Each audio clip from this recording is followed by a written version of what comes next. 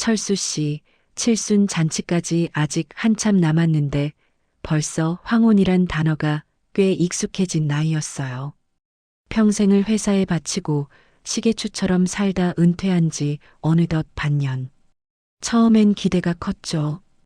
이젠 쉬면서 취미 생활도 좀 즐기고 마누라랑 여행도 좀 다니고 해야지.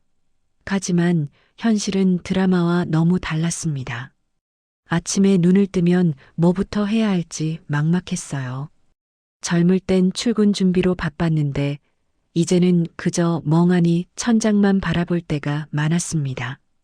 아내는 나름대로 바빴죠. 친구들과 점심 약속, 문화센터 강좌, 동네 마트 장보기, 손주들 돌봐주기 하루 종일 집에 있어도 아내의 스케줄은 꽉 차 있었습니다. 철수 씨는 마치 투명 인간이 된 기분이었어요. 철수 씨, 오늘 점심은 알아서 드세요. 나 오늘 친구들이랑 산에 가기로 했어. 그래. 다녀와. 처음엔 이해했습니다. 아내도 자기만의 시간이 필요하겠지. 그런데 매일이 그랬어요. 아내가 외출하고 나면 텅 빈 집안에 혼자 남았습니다. TV를 켜도 재미가 없었죠. 뉴스에선 맨날 우울한 소식만 나오고 예능은 젊은 애들 이야기뿐이었습니다. 옛날 동료들은 가끔 연락했지만 그것도 잠깐이었어요. 다들 자기 살기 바쁜데 은퇴한 사람에게 계속 신경 쓸 여유가 어디 있겠나 싶었죠. 무기력감이 온몸을 짓눌렀습니다. 내가 이렇게 쓸모없는 존재였나? 하는 생각이 들 때마다 가슴이 답답했어요. 친구들에게 연락할 용기도 나지 않았습니다. 혹시라도 자네는 할 일 없어서 전화했나? 하는 소리라도 들을까봐. 그러다 보니 자연스럽게 스마트폰에 손이 갔습니다. 유튜브에서 옛날 노래를 찾아 듣고 인터넷 기사를 뒤적거렸죠. 그러다 우연히, 정말 우연히 낯선 사람의 메시지 하나를 발견했습니다. 안녕하세요. 혹시 이 초등학교 나오셨나요? 동창인 것 같아서 연락드립니다. 철수 씨는 이 초등학교를 나온 적이 없었습니다. 잘못 보냈나 보네. 하고 넘기려다 왠지 모르게 손가락이 멈칫했어요. 지루하고 외로운 일상에 작은 파문이라도 던져줄 것 같은 기대감 때문이었을까요? 잠시 망설이다가 답장을 보냈습니다. 죄송합니다만 저는 그 학교 출신이 아닙니다. 몇 분 지나지 않아 답장이 왔습니다. 아이고, 제가 실수를 했네요. 죄송합니다. 혹시 이 이름이 맞으신가요? 제가 아는 분과 이름이 같아서요. 그러면서 낯선 여성의 이름과 사진이 첨부되어 있었어요. 사진 속 여인은 맑고 선한 인상이었습니다. 철수 씨는 다시 답장을 보냈습니다. 네, 제 이름은 맞습니다만 성은 다릅니다. 이런 시시콜콜한 대화가 이어지는 게 얼마만인가 싶었죠. 설렘과 낯선 감정이 뒤섞였습니다. 잃어버렸던 활력을 되찾는 기분이었어요. 아내는 옆에서 드라마를 보면서도 철수 씨가 뭐 하는지 관심도 없었습니다.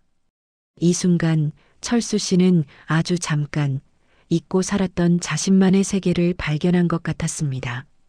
그 작은 불씨가 어쩌면 긴 터널 같던 그의 은퇴, 생활의 빛이 되어줄지도 모른다는 막연한 기대를 품으면서 말입니다.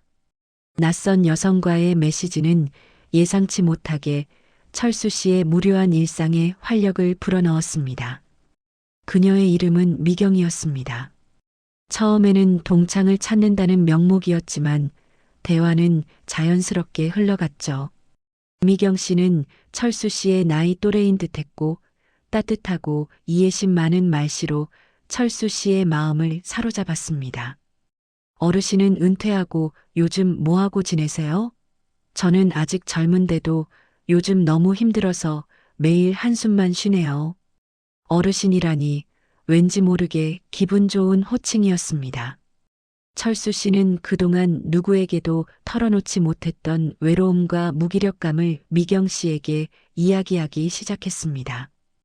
아내에게 말했다간 내가 밥상 차려주는 기계냐. 소리나 들을까봐 입도 뻥긋 못했던 속마음을 낯선 미경 씨는 마치 기다렸다는 듯이 들어주었죠. 아이고, 그러셨구나.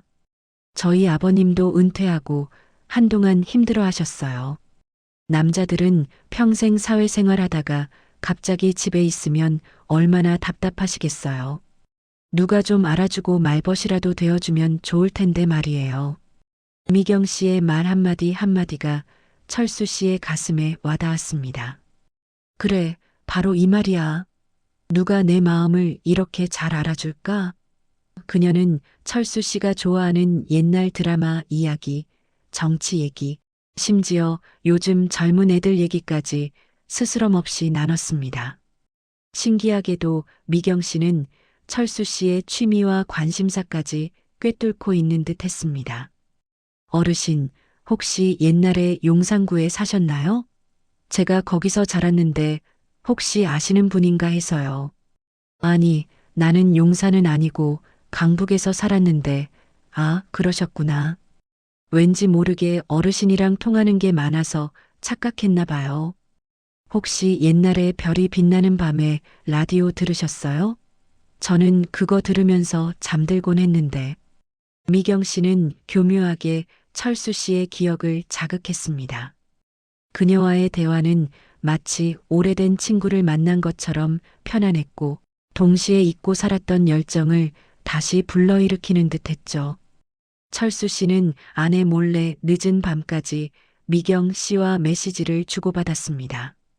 휴대폰 화면을 보며 혼자 피식 웃는 일이 잦아졌고 아침에 눈을 뜨면 미경 씨에게서 온 메시지를 확인하는 게 가장 먼저 하는 일이 되었습니다.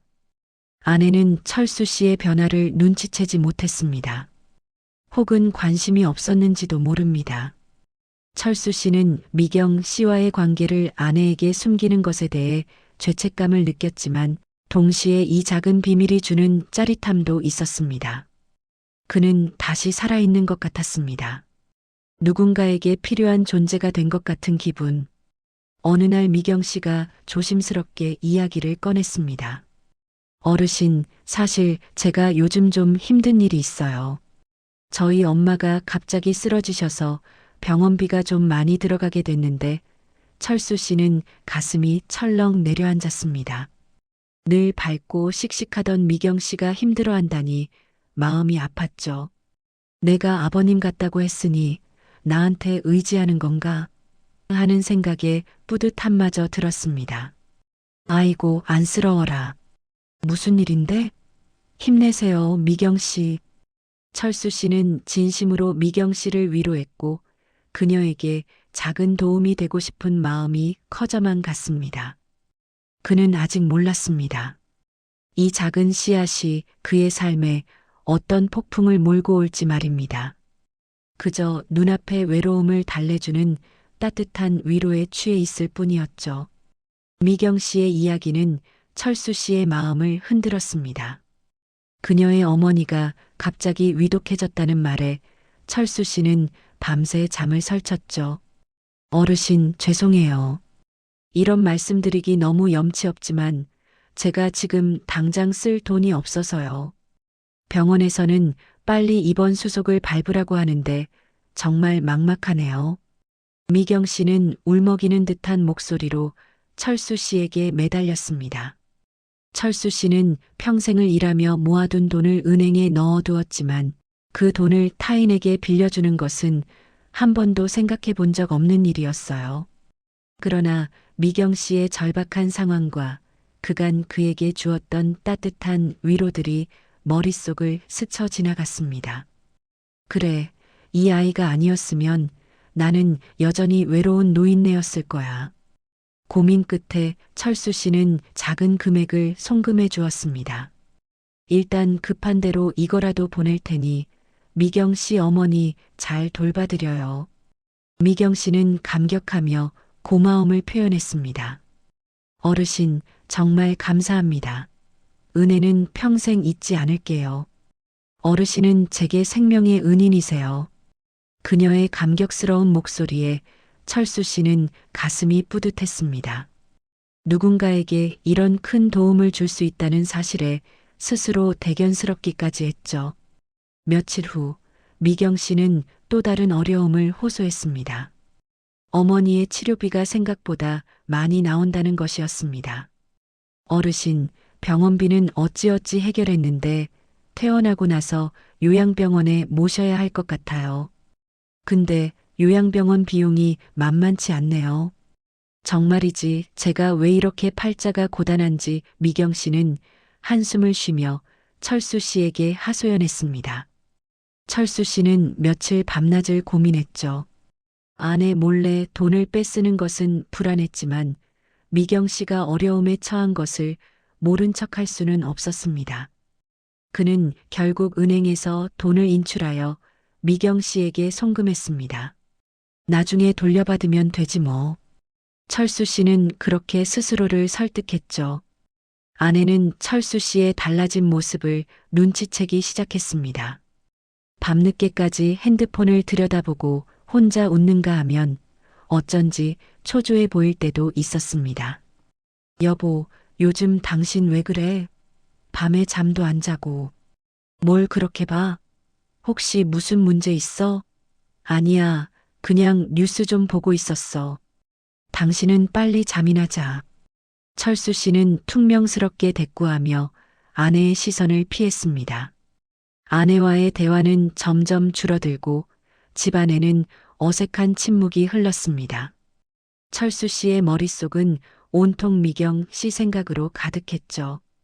미경 씨가 자신을 얼마나 믿고 의지하는지 자신만이 그녀를 도와줄 수 있다는 생각에 도취되어 있었습니다. 미경 씨는 이제 사업을 시작하려 한다며 돈을 요구했습니다. 그녀는 그 사업이 성공하면 자신도 철수 씨에게 은혜를 갚고 함께 행복하게 살 수 있을 것이라며 달콤한 미래를 속삭였죠. 어르신, 이거 정말 대박 사업이에요. 어르신 아니었으면 꿈도 못 꿀 일인데. 어르신 덕분에 제가 성공하면 어르신께도 다 돌려드릴게요. 저희 같이 꽃길만 걸어요.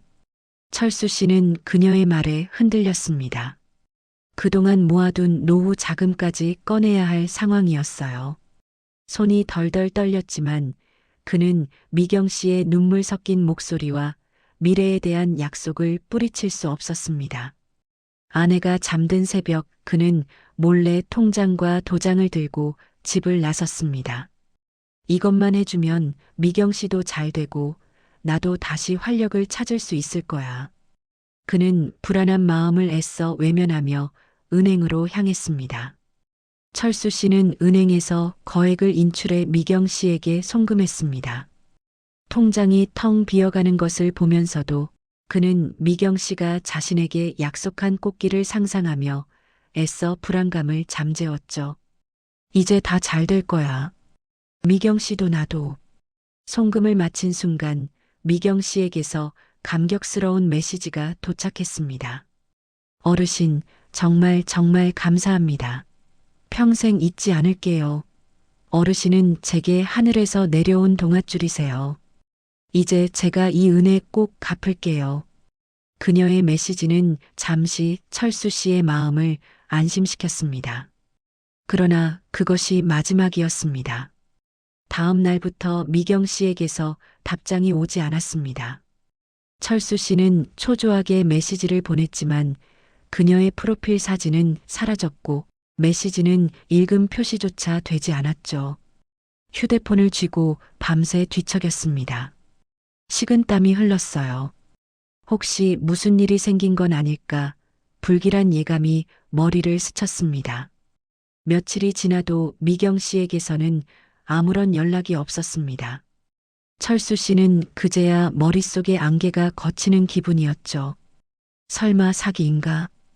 가슴이 철렁 내려앉았습니다. 손이 덜덜 떨렸어요. 텅 비어버린 통장 잔고가 머릿속에 아른거렸습니다. 그는 그제야 자신이 어떤 어리석은 짓을 저질렀는지 깨달았습니다. 분노와 수치심 그리고 자기 혐오가 한꺼번에 몰려왔어요. 문제는 여기서 끝나지 않았습니다.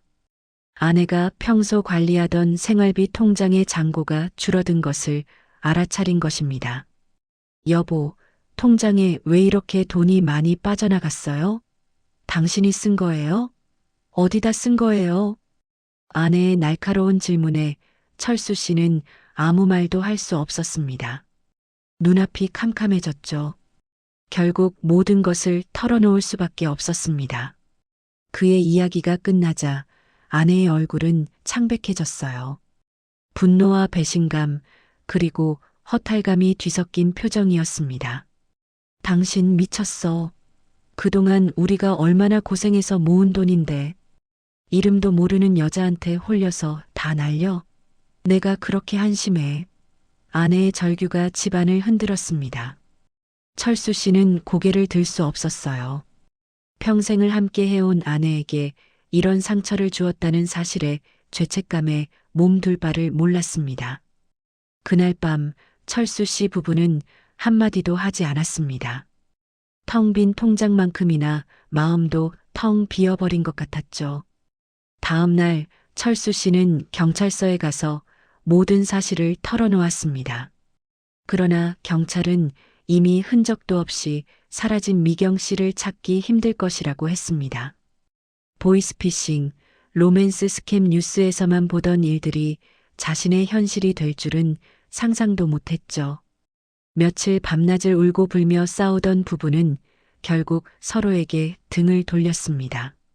하지만 이대로는 안 된다는 것을 알고 있었습니다. 아내는 분노 속에서도 철수 씨의 깊은 외로움을 조금이나마 이해하려고 노력했죠. 철수 씨 역시 자신의 어리석음과 아내에게 끼친 상처에 대해 뼈저리게 반성했습니다. 그 후 철수 씨는 다시 마음을 다잡았습니다. 온라인에서는 쉽사리 얻을 수 없는 진정한 관계의 소중함을 깨달았죠. 아내와 더 많은 대화를 나누기 시작했고, 함께 동네 산책을 다니고 오랫동안 미뤄왔던 봉사활동을 시작했습니다. 비록 잃어버린 돈은 돌아오지 않았지만 그들은 그 사건을 통해 잊고 살았던 서로의 소중함을 다시 발견했습니다. 차가운 디지털 세상 속에서 따뜻한 인간미와 진정한 위로를 찾기 위해 부부는 다시 한번 손을 맞잡았습니다. 사랑하는 사천60 여러분, 은퇴 후의 외로움은 때로 우리를 낯선 유혹으로 이끌 수 있습니다. 하지만 디지털 속의 달콤한 속삭임은 허상일 수 있음을 잊지 마세요. 우리 곁의 가족, 그리고 진정한 관계에서 오는 따뜻한 위로가 가장 소중합니다. 외로울 때일수록 솔직하게 소통하고 서로를 보듬는 용기가 필요합니다. 여러분의 삶을 진심으로 응원합니다.